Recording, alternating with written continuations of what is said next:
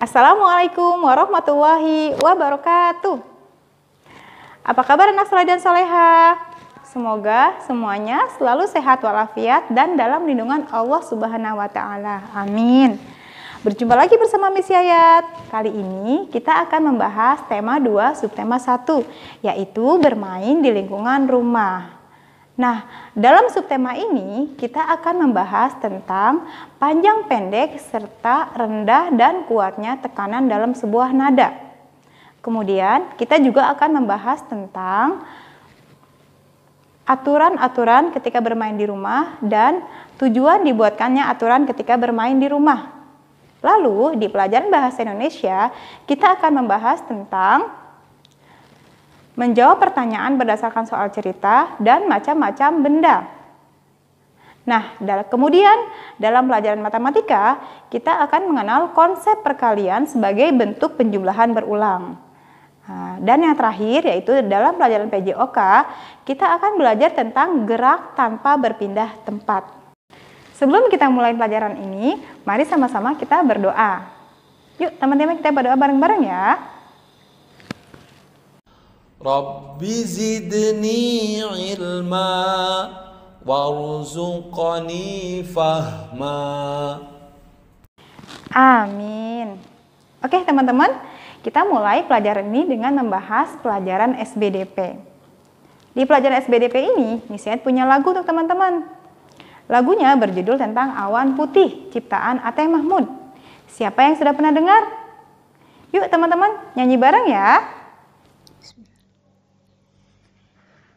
Kulihat awan seputih kapas, arak berarak di langit luas. Andai ku dapat ke sana terbang, akan ku raih, ku bawa pulang. Ketika bernyanyi, kita mengeluarkan bunyi yang beraturan. Bunyi yang beraturan disebut dengan nada. Nah, dalam sebuah lagu, ada nada yang panjang dan ada nada yang pendek. Nah, teman-teman, silakan melihat slide yang ada di samping Miss Yayat. Ketika yang terlihat hanya angka, maka nada tersebut berarti dibaca pendek atau hanya satu ketukan. Tapi jika ada titik setelah angka, 1 titik berarti 2 ketukan, 2 titik berarti 3 ketukan, dan seterusnya. Nah, selain panjang pendeknya nada, dalam sebuah lagu kita juga mengenal rendah dan kuatnya sebuah tekanan. Nah, teman-teman, jika kalian melihat ada tanda seperti ini, maka berarti nada tersebut dibaca dengan tekanan yang kuat. Nah, teman-teman, kalau tadi kita sudah belajar tentang SBDP, selanjutnya kita akan membahas tentang pelajaran PKN. Dalam pelajaran PKN ini, kita akan membahas tentang macam-macam aturan ketika bermain di rumah dan tujuan dibuatkannya aturan. Teman-teman pastinya suka dong bermain di lingkungan rumah. Yuk kita lihat slide di samping Miss Yayat ini.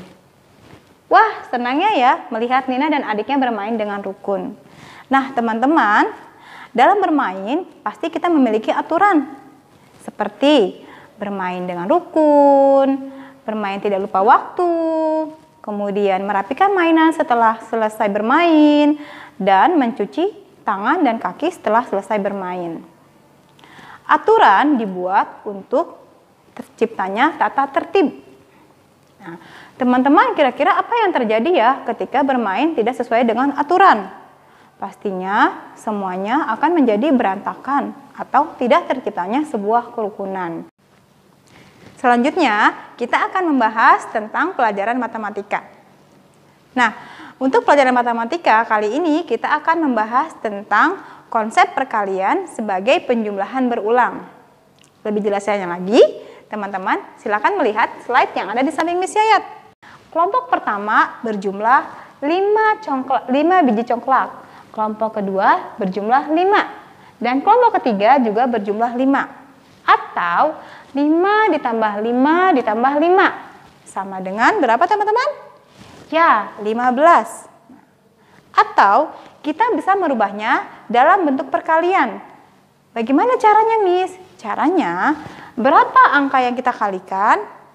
Angka yang kita kalikan adalah 5. Berapa dikalikannya berapa kali? Kita lihat. 1, 2, 3. Dikalikan sebanyak 3 kali. Atau kita dapat menulisnya 3 dikali 5 sama dengan 15. Ya, betul sekali. Oke teman-teman, untuk selanjutnya kita akan membahas pelajaran bahasa Indonesia. Di sini Miss Yayat punya cerita untuk teman-teman. Silakan disimak ya. Bermain skipping. Bermain skipping. Nina sedang bermain skipping. Skipping disebut juga lompat tali. Alat yang digunakan untuk bermain skipping adalah tali. Skipping dapat dimainkan perorangan atau berkelompok. Cara bermain skipping cukup mudah. Pegang salah satu ujung tali menggunakan tangan kiri, ujung lain dipegang tangan kanan. Lalu, putarlah lenganmu dan lompatilah tali yang melewati kakimu. Pastikan kamu tidak menginjak tali itu. Permainan ini juga dapat dijadikan perlombaan. Pemenangnya adalah yang paling lama melompati tali tanpa berhenti. Oke teman-teman, tadi kan kita sudah sama-sama mendengarkan cerita yang sudah Miss bacakan. Nah, sekarang teman-teman siap untuk menjawab ya. Di sini Miss Yayat punya 3 pertanyaan. Pertama, permainan apa yang dimainkan dalam teks tersebut? Jawabannya adalah ya, skipping. Pertanyaan kedua, apa alat yang digunakan dalam permainan tersebut? Ya, jawabannya adalah tali. Pertanyaan yang ketiga, bagaimana cara memainkan permainan tersebut? Ya, cara memainkannya adalah pegang salah satu ujung dengan tangan kanan dan salah satu ujungnya lagi dengan tangan kiri, lalu diputar tanpa berpindah tempat. Selanjutnya teman-teman, kita akan membahas tentang macam-macam benda. Teman-teman tentunya sering dong menemui benda di sekeliling rumah. Benda memiliki bentuk yang berbeda-beda. Ada yang berbentuk persegi panjang, ada yang berbentuk persegi 4, berbentuk lingkaran, bahkan ada juga yang berbentuk tabung. Nah, selain memiliki bentuk, setiap benda juga memiliki wujud. Apa saja wujud benda? Wujud benda terdiri dari 3 macam. Ada padat, cair, dan ada gas. Untuk padat, seperti yang tadi sudah Miss Yayat ucapkan, sudah Miss Yayat sebutkan. Seperti yang persegi panjang, misalnya ada papan tulis, ada AC, dan lain sebagainya. Lalu untuk benda yang berbentuk lingkaran, seperti contohnya kaset CD, jam dinding, dan lain-lain sebagainya. Nah, selain bentuk, benda juga memiliki wujud. Apa sih benda yang berwujud cair? Nah, contohnya seperti sirup, susu, minyak, dan oli. Teman-teman, benda yang cair ini berbeda dengan benda yang wujudnya padat.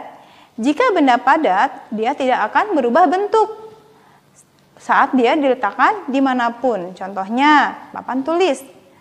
Dia tidak akan berubah menjadi benda yang berbeda ketika kita memindahkan. Kemudian untuk benda cair, berbeda dengan benda padat. Pada benda cair, dia akan berubah mengikuti di mana tempat dia berada. Contohnya air. Nah, ketika air tersebut berada di dalam gelas, maka air tersebut akan membentuk seperti gelas. Kemudian, ketika air itu kita pindahkan ke dalam mangkok, maka air tersebut akan berubah akan berubah seperti bentuk mangkok. Nah, teman-teman, selanjutnya adalah benda yang berbentuk gas. Teman-teman pastinya pernah dong atau suka ya meniup balon. Nah, di sini bisa ada contoh. Teman-teman, balon ini dasarnya adalah benda berwujud padat. Tapi ketika dia ditiup, maka di dalam balon ini terdapat gas. Nah, itulah yang disebut dengan benda gas. Nah, selain balon ini, apa saja ya benda-benda yang wujudnya seperti gas? Ada tabung gas, ada asap, dan lain sebagainya. Oke teman-teman, selanjutnya kita akan membahas tentang pelajaran PJOK. Dalam pelajaran PJOK ini, kita akan belajar tentang gerak tanpa berpindah tempat. Sebagai contoh, teman-teman bisa melihat di slide yang ada di samping Miss Yayat. Di sini ada Nina dan sepupunya sedang bermain lompat tali. Tentunya teman-teman pernah dong bermain lompat tali. Permainan lompat tali adalah di mana dua orang memegang ujung tali dan satu atau lebih berlompat di tengah-tengah tali tersebut.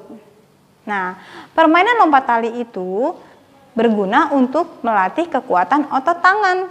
Ya, karena tangannya nanti memutar dan temannya yang lain melompat mengikuti putaran dari tali tersebut.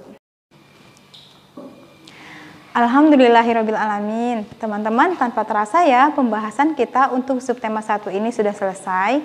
Miss Yayat ucapkan selamat belajar. Jangan lupa untuk mengerjakan tugas-tugasnya.